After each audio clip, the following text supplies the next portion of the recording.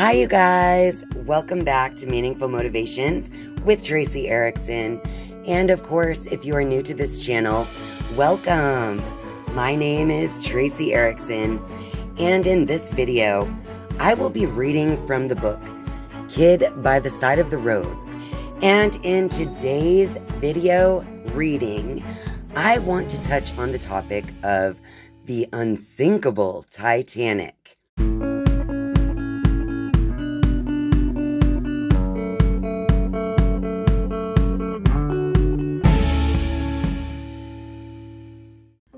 The Titanic sank on April 14, 1912, in the ice-cold water of the North Atlantic Ocean. So, in the book, it actually illustrates how the sinking of the Titanic might actually be a conspiracy that involves the creation of the Federal Reserve in America. So, I'm just going to start reading right at the part of the Titanic. And it says, "The Titanic sailed at maximum speed across that ocean on a pitch-black, star-filled, and moonless night into a known field of icebergs. There had been numerous radio reports concerning the location of those many drifting masses of glacial ice. At the time, radio communications were done ship to ship and port to port by telegraph.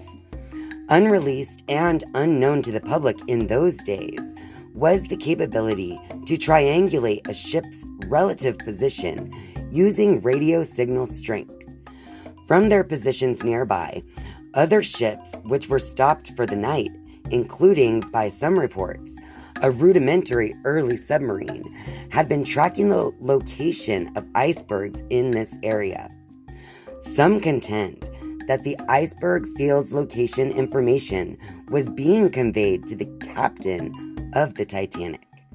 He was responsible for precisely aiming Titanic at the center of the field of icebergs during those very dark midnight hours. Did he maybe have a deal lined up to somehow get off the boat after? Was that promise not honored? We don't know. What was going on with this whole setup? Why were all these pieces put into motion?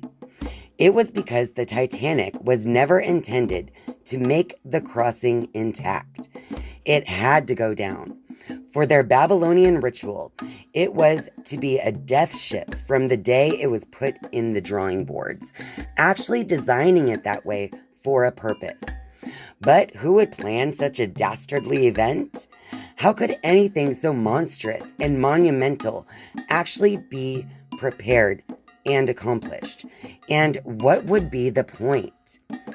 At that time in 1911, America had just experienced a huge financial crisis that even involved government offices having to close because they could not pay their bills. The U.S. was stretched thin from the war in the Philippines and other things, so they weren't getting the job done. And 2 years earlier, in April of 1910, 7 of the richest men in the world, cumulatively the single wealthiest group of people in the world at the time, had gotten together to map out a plot at a place called Jekyll Island, one of the Golden Isles barrier islands off the coast of Georgia. In order to reach their goal of creating a new private central bank that would again siphon money from the American labor, they analyzed who and what was in opposition and how they had to go about eliminating those challenges that were standing in the way of these 7 wealthy men controlling our money creation.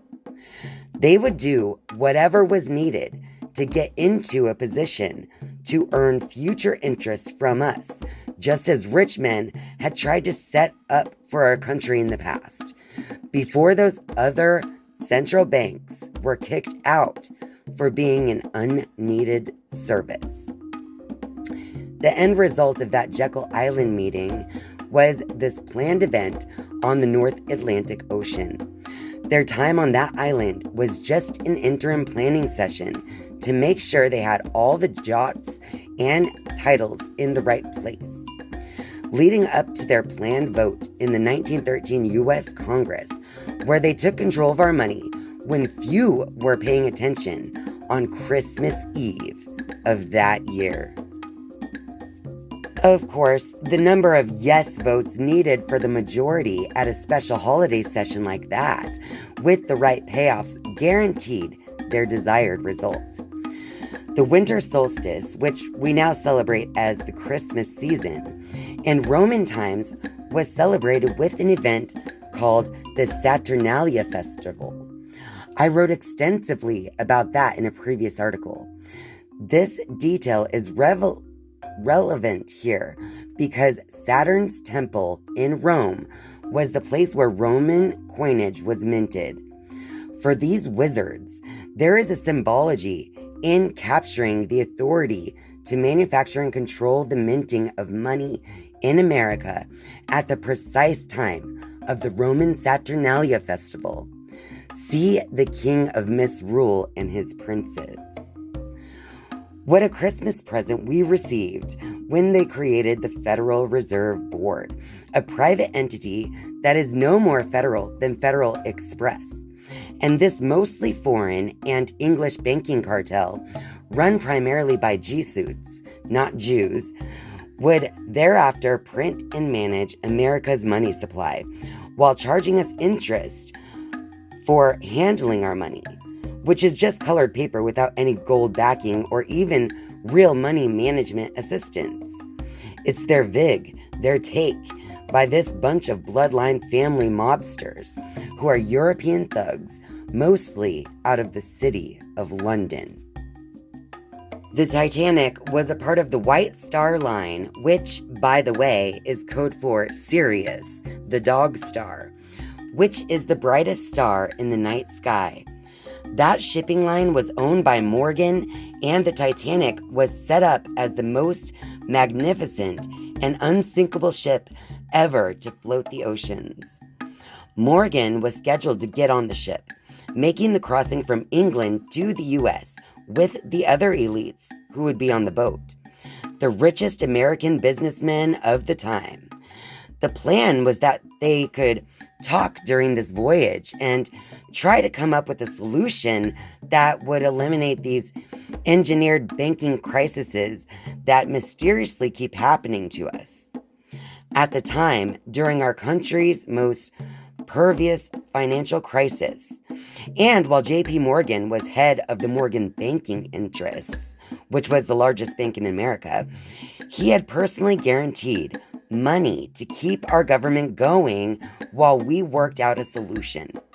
Even up to today, America just keeps getting buried in debt to these foreign bankers.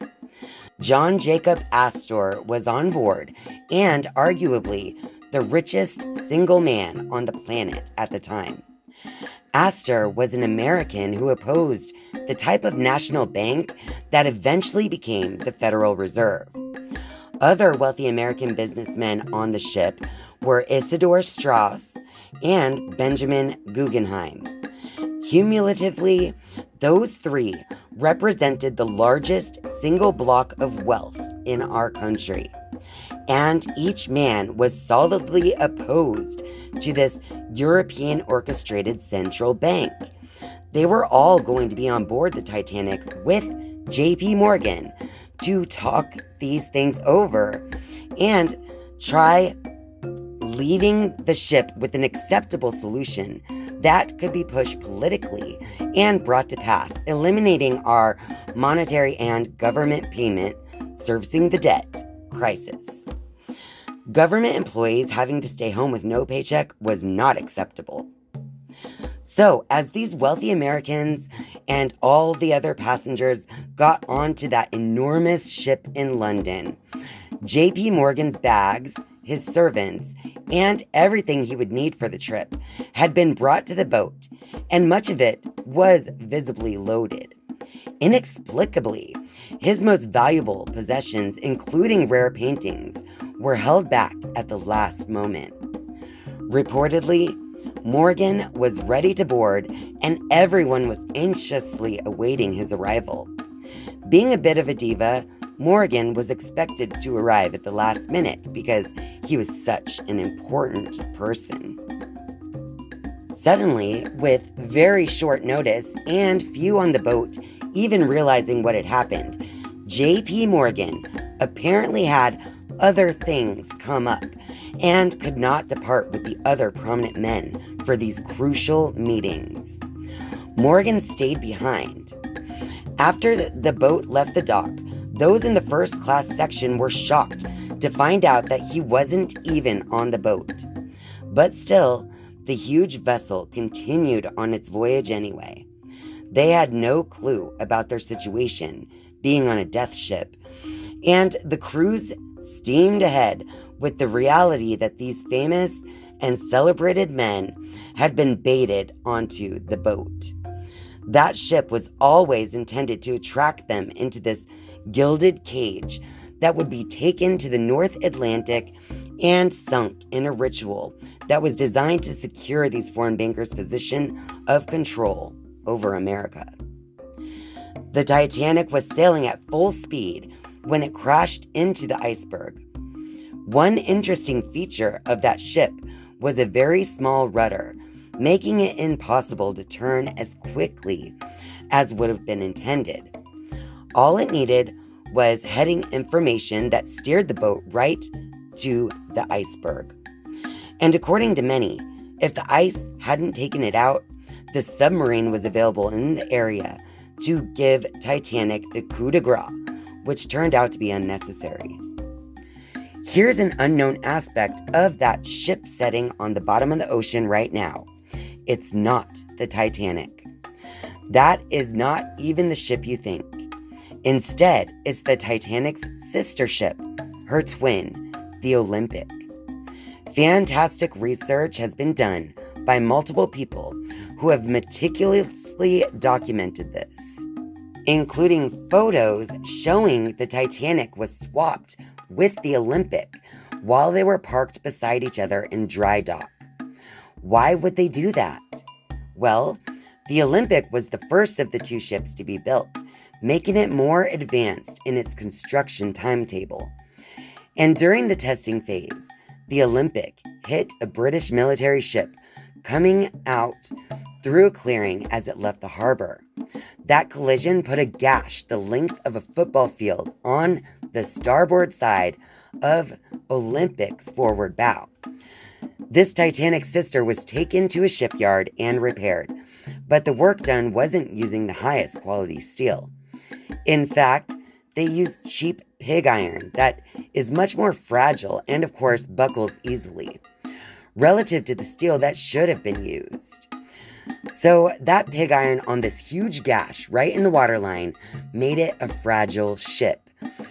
There are photographs of the ship swapping as it occurred. Not only was the Olympic substituted for the real Titanic, but of course their badging had to be exchanged as well. From that point, you have a much more fragile Titanic, already crippled before it even left the dock. The ship was sent out across the ocean with all of those business people and other blood sacrifices to move into the takedown position at the altar. Again, this was a plot and plan by those wizards to gain control over America. Though it was a huge tragedy of lives lost, the incident looked relatively inconsequential to the financial affairs of the world on that day, because few understand the leverage those debts had on the fate of America, even up to right now, over 100 years later. There is so much more in this book about the Titanic, also about other events that happened before the Titanic and what has happened since. But that is all I'm going to share in today's video, so don't forget to click that like button and put your opinions and comments in the comment section down below. All right, you guys, I love you all, and I'll see you next time. Bye.